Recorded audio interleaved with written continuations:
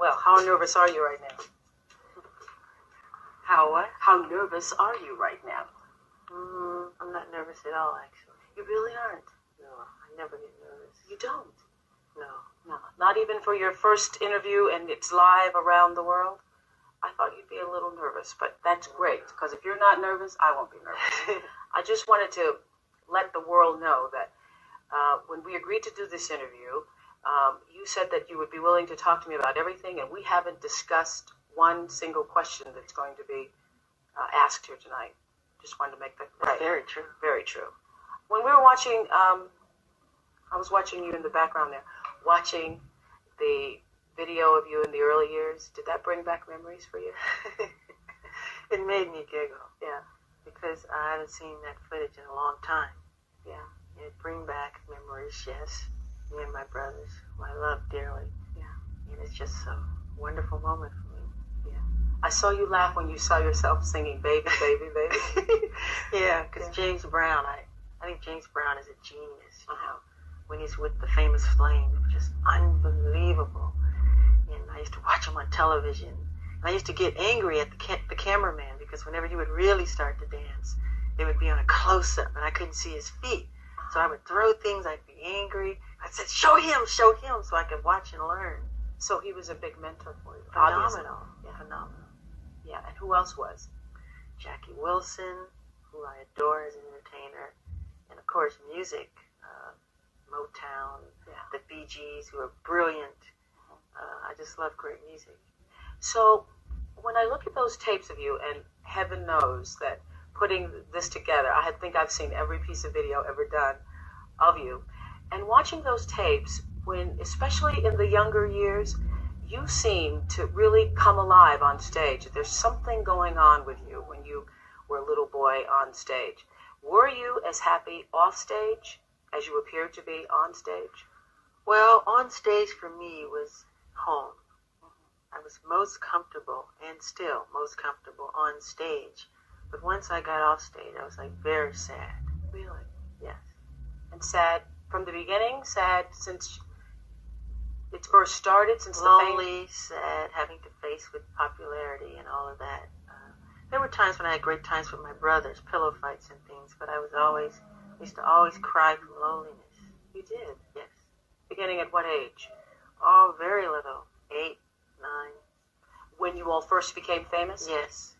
So it wasn't what it appeared to be to the rest of the world, all of us. I remember I was a little black child, wanted to marry Jackie Jackson, your brother. So, I mean, to all of us, we thought this was the most wonderful thing in the world. Who wouldn't have wanted that life? It is wonderful.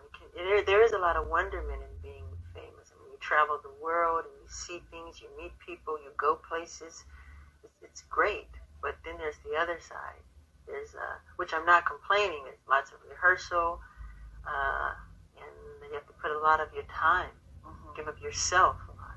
Do you feel? I talked to Suzanne DePass the other day, and Suzanne DePass worked with you all for a long time at Motown, and really groomed you all and found the outfits for the Ed Sullivan Show. And Suzanne had some interesting theories about your childhood. We talked about whether or not it was really lost. Was it?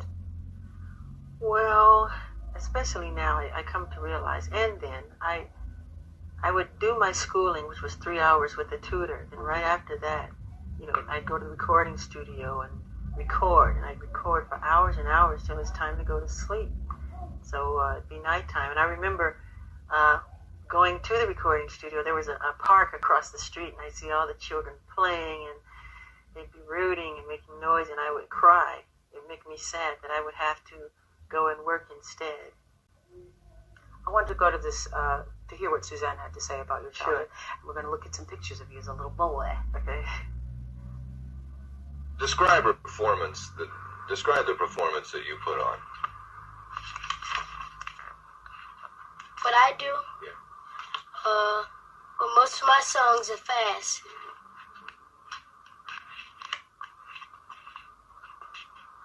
I mean, what do you put into it? Well, whatever I sing, that's what I really mean. Like I'm singing a song, I don't sing it if I don't mean it. I didn't have any friends when I was little. My brothers were my friends. Was there ever a place where, because children, I remember playing games and talking to myself and playing with my dolls and all that. Was there, and I think every child needs a place to escape into a child's world, into a child's imagination. Was there ever a time you could do that? No, and that is why I think now, because I didn't have it then, I compensate for that. Really? I mean, when people wonder why I always have children around, because I find the thing that I never had through them. You know, Disneyland, amusement parks, arcade games. I adore all that stuff, because when I was little, it was always work, work, work, from one concert to the next. If it wasn't concert, it was the recording studio. If it wasn't that, it was TV shows or interviews or picture sessions. It was always something to do. Did you feel, Smokey Robinson has said this about you and so have many other people, that you were like an old soul in a little body? I remember hearing that all the time when I was little. They used to call me a 45-year-old midget wherever I went. I used to always hear that, and I just would hear it, and I never thought about it. Just like when some people say, when you were little, when you started to sing, did you know you were that good? I said, I never thought about it. I just did it, and it came out. I never thought about it, really. So here you were, Michael Jackson, with hits. You all had so many hits, 4 hits in a row, and you were crying because you couldn't be like other kids.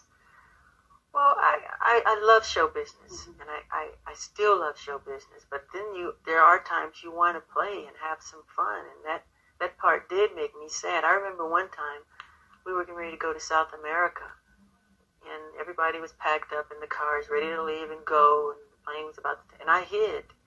I was crying while I was hiding because I really did not want to go. I wanted to play. I did not want to go.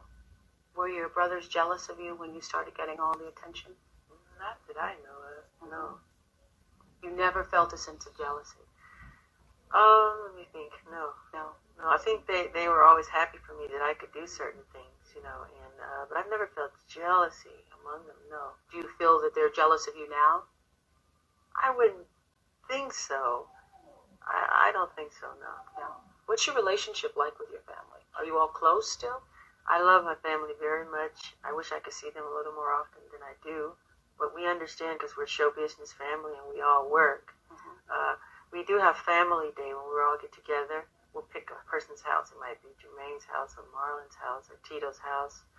And everybody will come together and we'll fellowship and love each other and talk and catch up on who's doing what. You all aren't all upset about LaToya and LaToya's book and the things that LaToya has said about the family?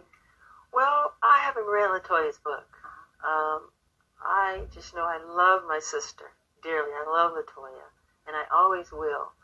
And I always see her as the happy, loving LaToya that I remember growing up with.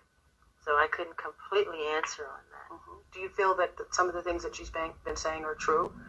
I couldn't answer, Oprah. Honestly, I haven't read the book. That's the honest truth. So let's go back to when you were growing up and feeling all of this. Well, I guess it's a sense of anguish, I guess. So there was nobody for you to play with other than your brothers. You never had slumber parties. You never. No. So I'm wondering, for you, being this cute little boy that everybody adored and everybody who comes up to you, they're, pulling your cheeks and how cute, and this child prodigy, really, how adolescence affected you? Because I call, adolescence going through that duck stage where everything's awkward, And I'm wondering if when you started to go through adolescence, having been, this child superstar, was that a particularly difficult time for you? Very, very, very difficult. Yeah. Yes. Because I think every child star suffers through this period because you're not the cute and charming child that you were, and you start to grow. And they want to keep you young forever and little forever. Who's they? The public. And, nature takes its course. And it does. And I had pimples so badly, and it made me so shy. I used to not look at myself. I'd wash my face in the dark. I wouldn't want to look in the mirror. Really? And my father teased me, and I just hated it. I cried every day because of it. Your father would tease you about your Yes, pimples? he would tell me I'm ugly. Your father would say, yes, he would. Sorry, Joseph. Yeah. What's your relationship like with him? I love my father, but I don't know him. Are you angry with him for doing that? I think that's pretty cruel, actually. Am I angry with him? Because adolescence is hard enough without a parent difficult. telling you that you're ugly. It's very difficult. Am I angry with him? Sometimes I do get angry, yes. I don't know him the way I'd like to know him. My mother's wonderful. To me, she's perfection. I just wish I could understand my father. And so let's talk about these teen years. What is that when you started to go inside yourself? Because obviously you haven't spoken to to the world for 14 years, I think, is your last televised interview. So you went inside. You became a recluse, and that was on purpose. Was it to protect yourself? I felt that there wasn't anything important for me to say. And those were very sad years for me. And why so sad? Because on stage we see you performing, you're getting your Grammys. Why so sad? Oh, there's a lot of sadness about my past life and, adolescence and my father and all of those things. It just made me very, very, very sad. So he would tease you, make fun of you? Yes. Did he ever beat you? Yes. He did. Yes. And that was difficult to take, getting Yes. beaten and going on stage and performing. Yes. And why would he beat you? Because he saw me, he wanted me to, I guess maybe, I don't know if I was his golden child or whatever it was.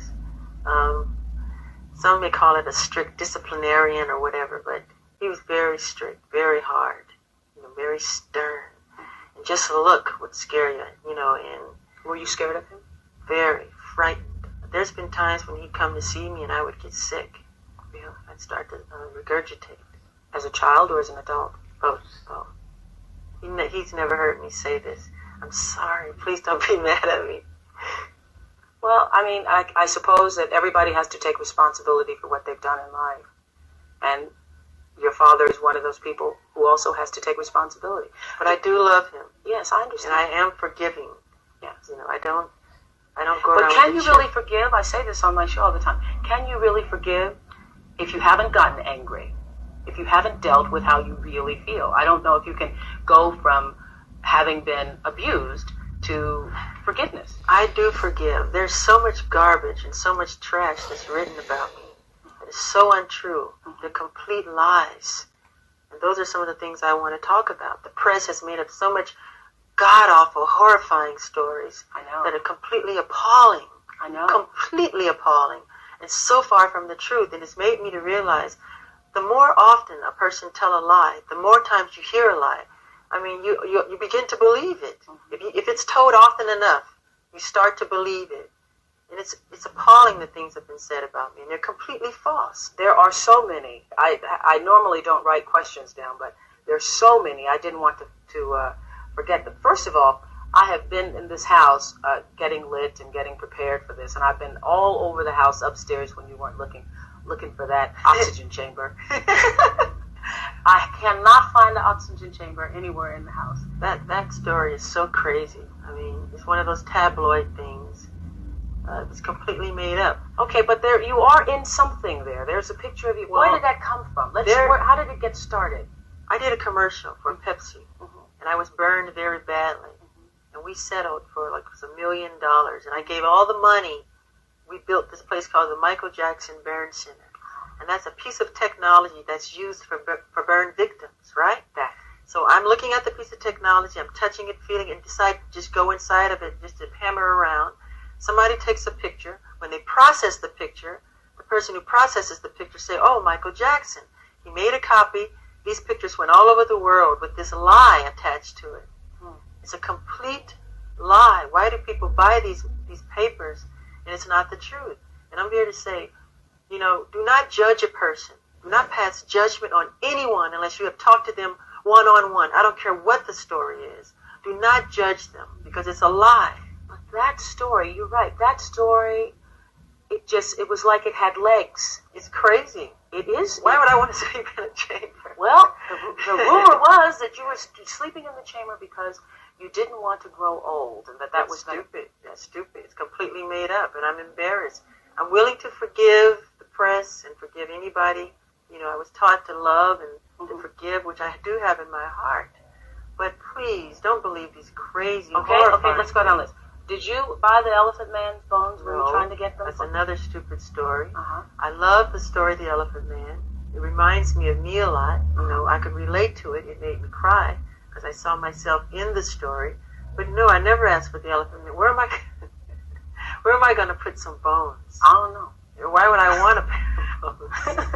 I don't know. So where did that come from? Someone makes it up and everybody believes it. You hear a lie often enough. You start to believe it. Yes, and people make money selling tabloids. Yeah. All right. Just recently there was a story, and I know one of your attorneys held a news conference. There was a story about you wanting to have a little white boy play you in a Pepsi commercial. That is so stupid. That's the most ridiculous, horrifying story I've ever heard. It's crazy. Mm-hmm. I mean, why? Number one, it's my face as a child in the commercial. Me, when I was little. Mm-hmm. Why would I want a white child to play me? I'm a black American. I'm proud to be a black American. I am proud of my race. I am proud of who I am. I have a lot of pride in who I am and dignity. That's like you wanting an Oriental person to play you as a child. Does that make sense? No. So please, people, stop believing these Michael, horrifying then stories. let's go to the thing that is most discussed about you, I think, is the fact that the color of your skin is obviously different than it was when you were younger. Yes. And so I think it has caused a great deal of speculation and controversy as to what you have done or are doing. Are you bleaching your skin? And is your skin lighter because you don't like being black? Okay, number one, as I know of, there is no such thing as skin bleaching. Mm-hmm. I have never seen it. I don't know what it is. Well, they used to have those products growing up. I used to hear, always you bleach and glow, but you'd have to have about 300,000 gallons. Okay, number one, this is the situation. I have a skin disorder that destroys the pigmentation of the skin. It's something that I cannot help. Okay, but when people make up stories that I don't want to be who I am, it hurts me. So it is. It's a problem for me, okay? I can't control it, okay? But what about all the millions of people? Let's reverse it. Okay. What about all the millions of people who sit out in the sun to become darker, to become other than what they are? Nobody says nothing about that. So when did this start? When did the color of your skin start to change? Oh, well, sometime after Thriller. Around Off the Wall Thriller. Sometime what did you there. think? I mean, it's in my family. My father said it's on his side. I can't control it. I don't understand. I mean, it makes me very sad. I don't want to go into my medical history because that's something that's private. But that's the situation here. So please, when people see something like that. I just want to get this straight. Yeah. You are not taking anything to change the color of your skin. Oh, God, no. You did not purposely. We're trying to control it, and using makeup evens it out because it makes blotches on the skin, and I have to even out my skin. But you know what's funny? Why is that so important? You know, that's not important to me. I'm a great fan of art. I love Michelangelo. If I had a chance to talk to him or read about him, I would want to know about what inspired him to become who he is, the anatomy of his craftsmanship, not about who he went out with last night or why he decided to sit out in the sun so long. What's wrong with, I mean, that's what's important to me. How much plastic surgery have you had? Very, very little. You can count them on 2 fingers. I mean, let's say this. If you want to know about those things, all the nosy people in the world. But once we say it, we don't have to say it anymore. Read my book, Moonwalker. It's in my book. You know, let's just put it this way. If all the people in Hollywood who have had plastic surgery, if they went on vacation, there wouldn't be a person left in town. I think you might be right. I think I am right. Empty. So did you start having plastic surgery because of those teen years, because of not liking the way you look? No, not really. Not really? No, it's only 2 things. Read it, get my book. It's no big deal. Okay. You don't want to tell me what it is? You had your nose done, obviously. Yeah, but so did a lot of people that I know. Yeah. And so when you hear all these things about you, and there have been more than we are even... I've never had my cheekbones done, never had my eyes done, never had my lips done and all this stuff. They just go too far. I mean, it's crazy. But this is something that happens like every day with other people. Are you pleased now with the way you look? I'm never pleased with anything. I'm a perfectionist. Yeah, it's part of who I am. And so when you look in the mirror now and the image that looks back at you, are there days when you say, well, I kind of like this, or I like the hair today, or I'm never I think I'm pleased pretty with cute today? I'm pretty cute today. No, I try not to look in the mirror. I really do, because I'm never happy with what I see. So I go on with my work and get it done. I have to ask you this. So many mothers in my audience have said to please ask you this question. Yeah. Why do you always grab your crotch? Why do I grab my crotch? Yeah, why? We think you got a thing with your crotch going on. I think it happens subliminally. Mm-hmm. When I dance, if you're a dancer, you know, you're just interpreting the sounds and the accompaniment of the music. Uh-huh. If there's a driving bass, you become the bass. If there's a cello, if there's a string, you become that. So you become the emotion of what that sound is. Uh-huh. Okay? So if I'm doing a movement and I go bam and I grab myself, it's the music that compels me to do it. It's not saying I'm getting ready to grab down there and it's not a great place. You don't think about it. It just happens. Sometimes I'll look back at the footage and I'll go, did I do that? Yeah. So I'm slave to the rhythm. Yeah. Okay? Mm-hmm. I think the alarm's going off in the house. I don't know why. But we're going to fix it in a minute. We're in live television. So we're going to go to break. These things happen. We'll be right back. Okay. When you have broken all those records, when you have the number 1 album ever sold, the number 2 album ever sold, when you've broken every record there is to break, when you have become an icon in the industry, is there always the pressure to do something bigger and something better? Oh, gee, that is something. It makes it harder each time to follow up. Because you try to be as original as you can be without thinking about statistics. Just go from the soul and from the heart. Mm-hmm. And so when you think of that, what do? You meditate, you think, well, I will now do the Super Bowl. I will now. No. I just create out of my heart, really. I want to tell everybody, too, since we're back and we're live, we weren't prepared for, and I know this house probably wasn't prepared for all the lights that are here. And what happened was that the smoke alarm went off from all the lights that are around, and that's what happened, and that's why we went to break. So I wanted to also make it clear, because this is another rumor that's starting, that the only way I could have gotten this interview was that I contractually agreed to call you the King of Pop. And I would just like to say to the world, Michael did not tell me to call him the King of Pop. As a matter of fact, I haven't called you the King of Pop once here. And I frankly think that the King of Pop is probably too limiting a title for you. I mean, I think that most of the world would agree that you're no doubt one of the greatest entertainers the world has ever seen. So you would be King of Entertainment, or Liz Taylor said you were King of Pop, Rock, and Soul. Where did this whole notion that you proclaimed yourself King of Pop come from? Well, I didn't proclaim myself to be anything. I'm happy to be alive. I'm happy to be who I am. King of Pop was first said by Elizabeth Taylor on one of the award shows. As a matter of fact, we have that. Let's roll that.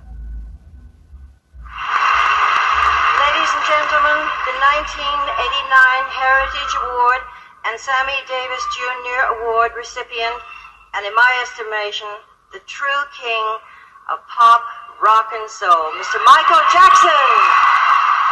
And that's where this all started? Yes, and then fans, all the stadiums that we play, they bring big banners to say the King of Pop, and jackets to say the King of Pop, and T-shirts to say the King, and they chant it outside my hotel, King of Pop, King of Pop, King. So it just became something that just, that happens all over the world. Happened. Yeah. But you didn't tell me to call you King of Pop. No. Why would I tell you to call me King? I've been calling you Michael. Yeah, I think the press loves to just start trouble like that. I mean, again, do not read the tabloids, please. It's crazy. Do you go out? Do you date? Yes. Who do you date? Well, right now it's Brooke Shields. Oh. Well, we try not to just be everywhere and go.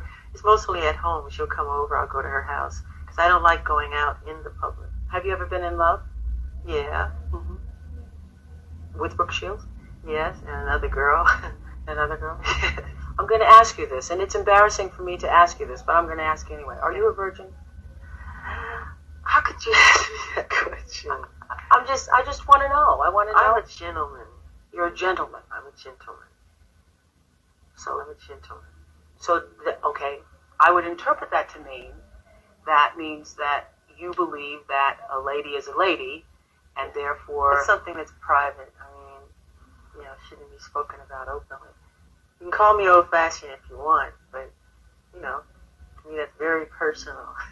so you're not going to answer it. I'm embarrassed. So you're not going to answer it.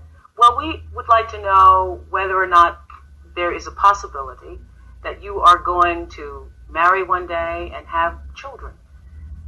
I would feel that my life isn't complete if I do not, because I adore the family life. I adore children, and I adore that whole thing.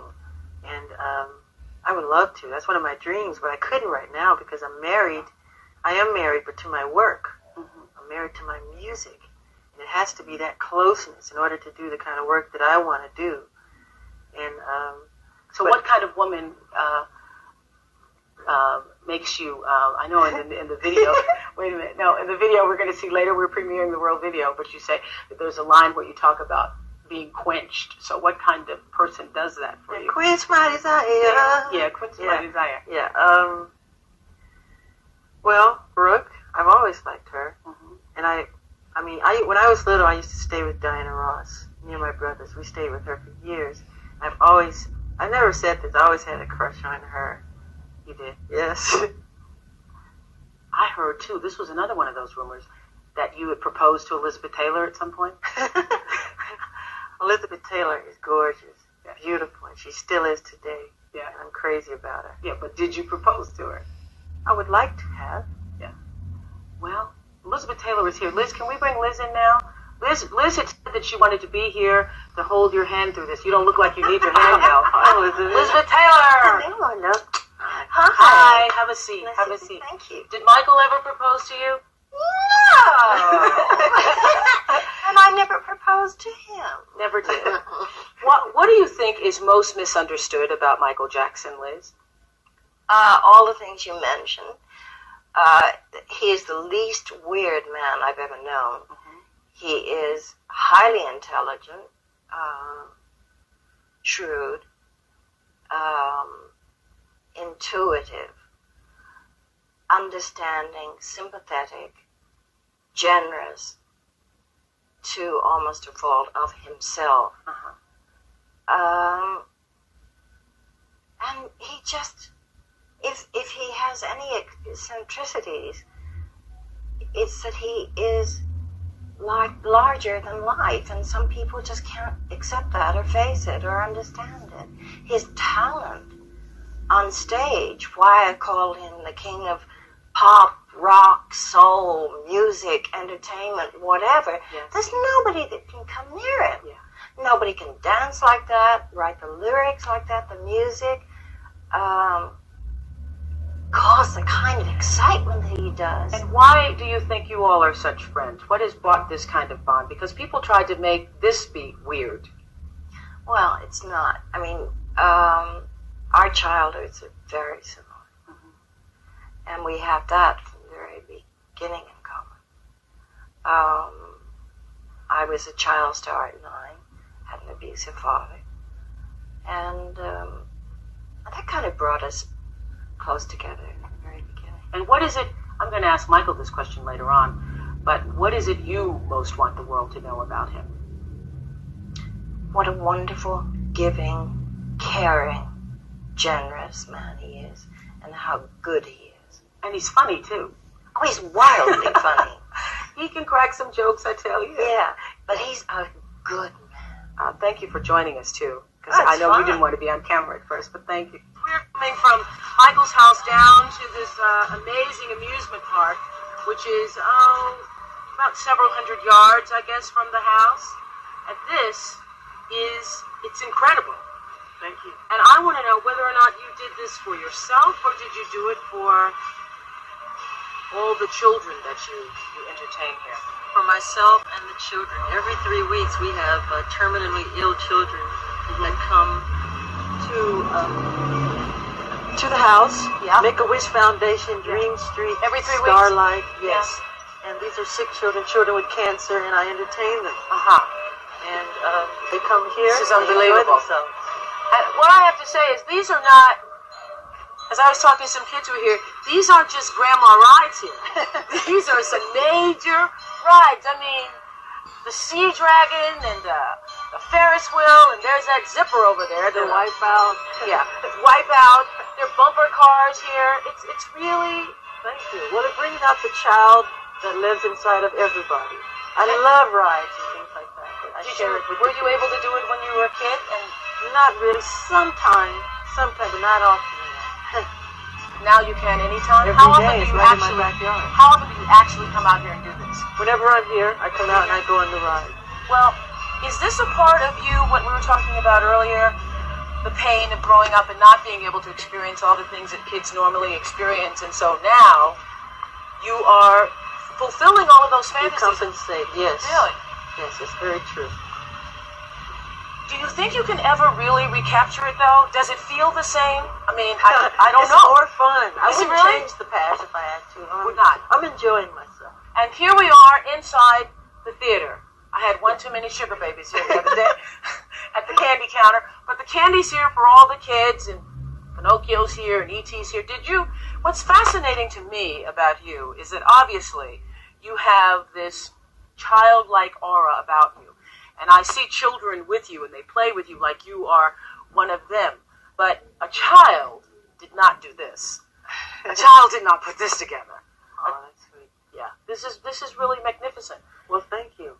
I love to do things for children, and I try to imitate Jesus. And I'm not saying I am Jesus. I'm not saying We're clear on that. Right. I'm We're trying to imitate Jesus in the fact that he said to be like children, to love children, to be as pure as children are, and to make yourselves as innocent and see the world through eyes of wonderment and the whole magical quality of it all. And I love that. And we have the children, like we'll have like 100 bald-headed children here who they all have cancer, and they're running around and they're enjoying themselves, and it just make me cry happy tears that I was able to do that for them. You know, it makes me so pleased inside. Well, when I came here to about a month ago to shoot commercials with you for promoting tonight's event, one of the things that really impressed me the most, and I hope you guys are getting shots of this.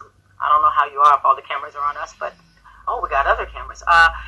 Is that there are built inside the walls here beds for some of those sick children who come. And what I realized when I saw that is that you have to be a person who really cares about children to build it into your architecture. Yes. We have children that come who are intravenously, they're very sick, and they're bedridden, and they Can't sit up. Right, they can't sit up. And these beds, they're hospital beds. You push a button, they move up and they move down, and they're able to watch. We have a magic show. We show the current films, if it's cartoons, anything. You know, and anything so they can escape to that world of magic that they don't get a chance to experience, the world that I was deprived of. Now let me ask you this. You know, I believe everything happens in people's lives for a reason. Do you think that had you not missed a lot of the life and fun and fantasy of childhood, that you would be so in touch with children today? Would you relate to them as I you do? probably would, but not as much. That's why I wouldn't change a thing, really, because I'm happy with the way things are and my caring for young people and everything. Are you really happy now? Because you've seemed sad for a long time. I was sad for years and years and years, but I'm happy. I'm getting there, yes. I'm very happy. And what's made you happier? Being able to give back, you know, and to help people.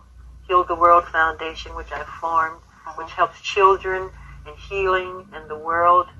We're doing Heal LA, which is, we have 3 goals in mind: the immunization of children, mentoring a Big Sister, Big Brother program, and education on drug abuse. And Jimmy Carter has teamed up with us to do Heal Atlanta. And we're going to go from state to state healing. You know, we've done Sarajevo, we've done lots of places. I know, we have photographs of you from all over the world where you're with all of these children. One of the things I was saying before we went to the last break, before the alarm went off in the house and all of that, is that we were talking about the rumors. One of the strangest ones I heard was that when you're moonwalking, you're faking it, that you have some mirrors in your socks someplace, and that it's not really real. No, that's not true. How did you, first of all, you know, we've spent so much time trying to dispel the rumors, trying to get the truth out, that I haven't had a really opportunity to talk to you about how you conceive your music, how you conceive the dance. Where did the moonwalk come from, actually? Well, the moonwalk came from these beautiful children, these black kids who live in the ghettos and the inner cities, who are brilliant. They just have that natural talent for dancing. Any of the new the Running Man, any of these dances, they come up with these dances. All I did was enhance the dance. Okay, I want to see you dance. I want to see you dance. No. I want to see you dance live. No, I can show you a step or two. Okay. But I'm a little rusty. A little rusty.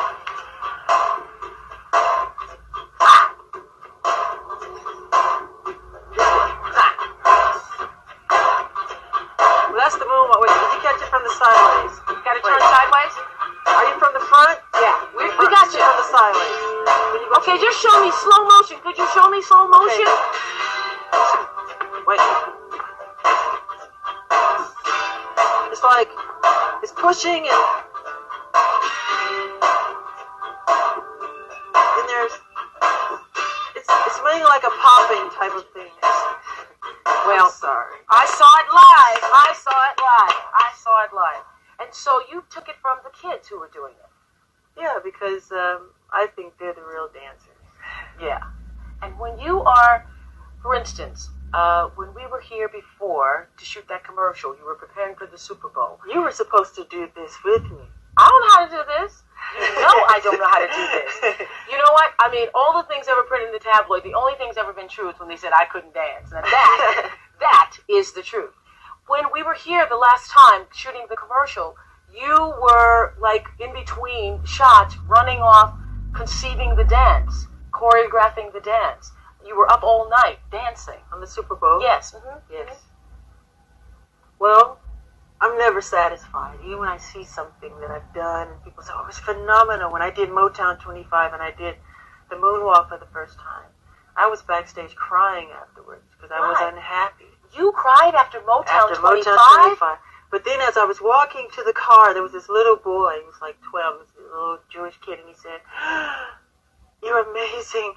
Who taught you to ever dance like that? And for the first time, I felt I did a good job because I know children don't lie, and I just felt so good about it then.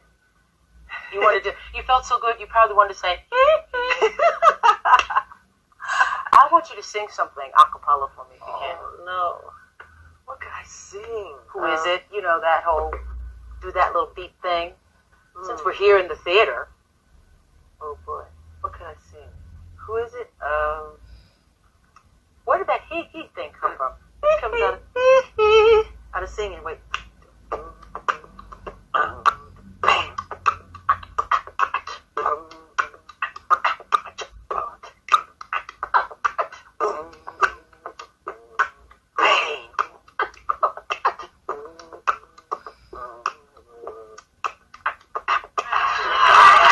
Music video used to just be people singing their song until you came along and changed music videos. Did you know when you first conceived your first one that's what you were doing?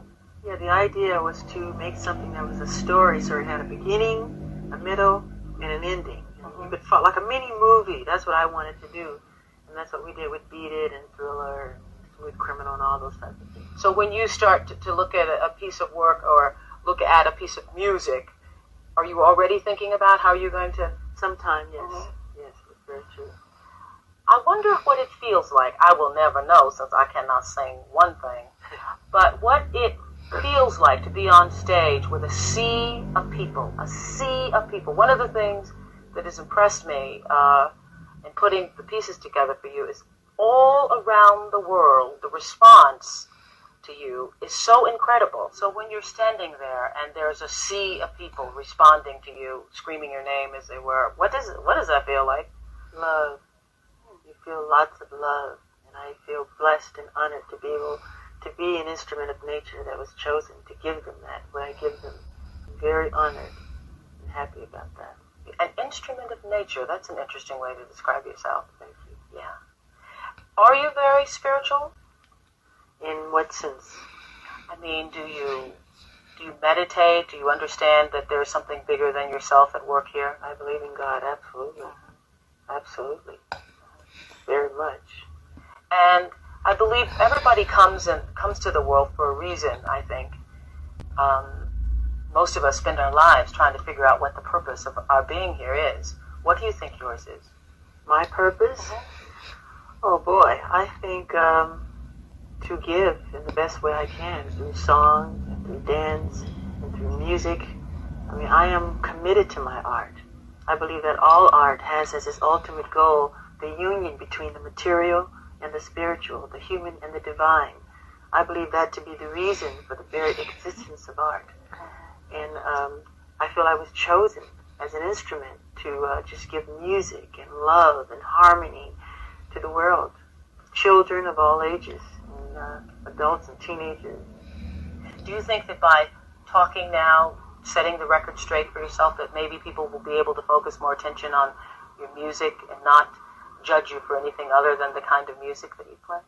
I would hope so. I would love that. Well, I hope that comes out of this too.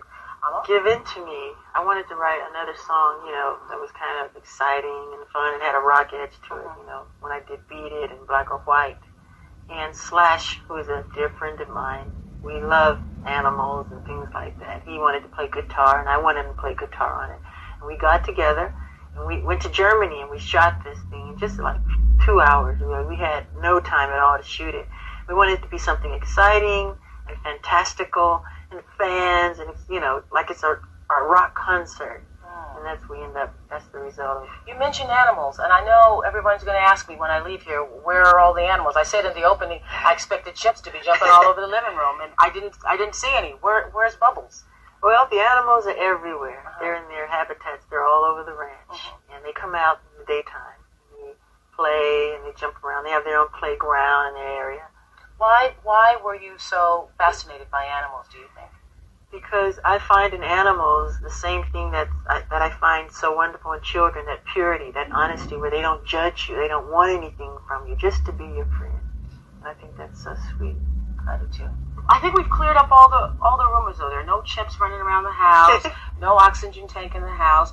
I don't know. Are you going to lay off the crotch a little bit? Ask the music. Ask the music. Will he lay off the crotch?